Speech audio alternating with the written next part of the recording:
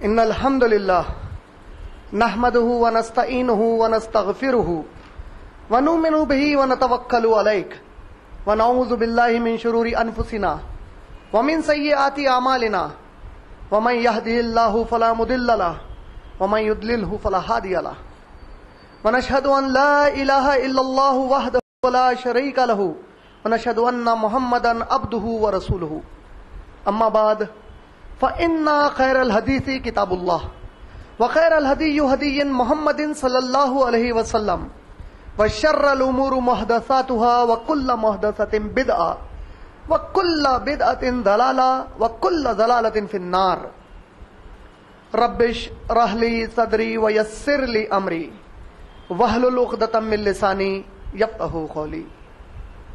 Amma baad, respected brother Mansoor, the master of conduct for this session, my dear brothers and my sisters, I welcome all of you with Islamic greetings. Assalamu alaikum wa rahmatullahi wa barakatuhu.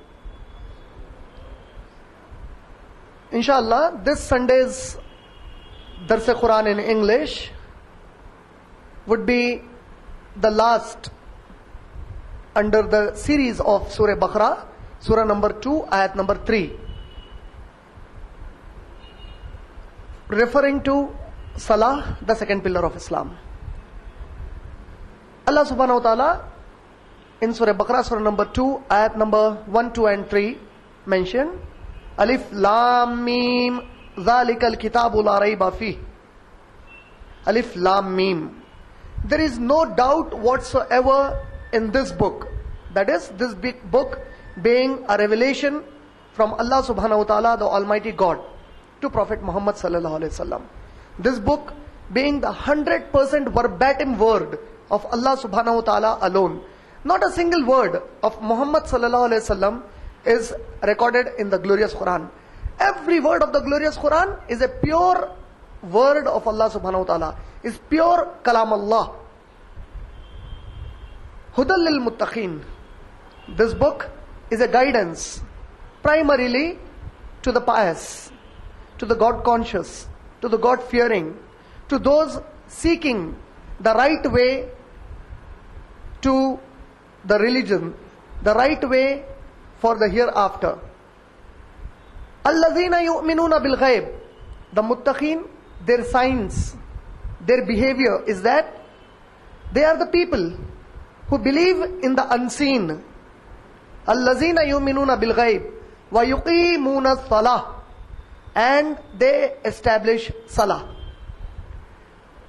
Under this ayat of Surah Baqarah, Surah number 2, ayat number 3, وَيُقِيمُونَ Salah, under this heading, we have had almost, mashallah, more than 3 to 4 durus. Under this ayat, Surah Baqarah, Surah number 2, ayat number 3, وَيُقِيمُونَ Salah, under this subject, this Sunday's dars would be inshallah the last. And the next Sunday we would continue with the ayat further. Yuqimuna Salah, establish Salah. And in the very first dars on the subject Salah, I already mentioned that Salah is generally considered to be the Muslim prayer. The prayers of the Muslim is popularly known or referred as Salah. The English word prayer, according to the Oxford Dictionary, means the words which you say to the God to give thanks or to ask His help is called prayer. And as such, many people think that Salah is the Muslim prayer. In fact, Salah merely does not mean prayer. It is an entire concept that I have discussed in my previous durus. This word Salah is an Arabic word which has got basically 8 different meanings. It has got not 1 or 2 meanings. It has got 8 different meanings.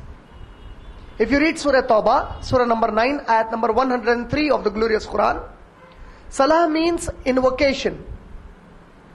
If you read Surah Lahab, Surah number 111, Ayat number 3, Salah means to enter someone into the blazing fire, to make somebody enter into the blazing fire. According to Surah Hajj, Surah number 22, ayat number 40, Salah means monastery, a worshipping place. According to Surah Ahzab, Surah number 33, ayat number 56, Salah means Allah's special blessings. According to the same ayat, Surah Ahzab, Surah number 33, ayat number 56, Salah means to confer Allah subhanahu wa ta'ala, to give His special blessings to somebody. According to Surah Ahzab, Surah number 33, ayat number 56, Salah means the Durud Sharif, as also mentioned in Sahih al-Bukhari, volume number 6, hadith number 320, 321 and 322. Salah means the Durud Sharif. According to the pre-Quranic Arabic poets, the poets who lived before the revelation of the Quran and who used to write Arabic poetry, the popular Arab poets, they used the word silwan. Silwan is again from Salah. Silwan means the movement in the lower part of anybody's body. Silwan means the movement of the gastrosoleus muscles. And we all know that when a Muslim performs Salah, he makes ruku and he makes sujood.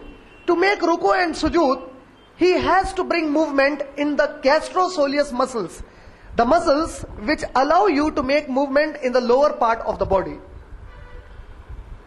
And Salah in Arabic means the next to the first, meaning the second. And we all know that according to the Sahih Hadith of Rasulullah sallallahu alaihi wasallam mentioned in Sahih al-Bukhari, volume number 1, hadith number 7, the Prophet sallallahu alaihi wasallam said that Salah is the second pillar of Islam.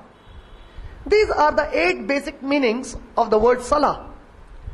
But when we talk of Salah in a Muslim's life, when we talk of Salah in the context of a Muslim's life, we mean a Muslim performing 5 times Salah in a day. Allah subhanahu wa ta'ala has commanded the Muslims in the glorious Quran, in Surah Ahzab, Surah number 33, ayat number 21, لَقَدْ كَانَ لَكُمْ فِي رَسُولِ اللَّهِ أُسْوَةٌ حَسَنَةٌ. The best example for the mankind to follow is in the life of Prophet Muhammad sallallahu alaihi wasallam.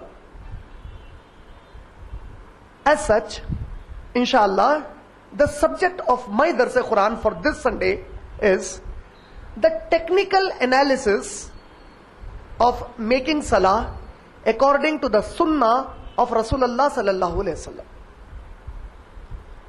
The beloved Prophet Muhammad sallallahu alaihi wasallam mentioned in Sahih al-Bukhari, volume number 1, hadith number 604, as well as in Sahih al-Bukhari, volume number 9, hadith number 532.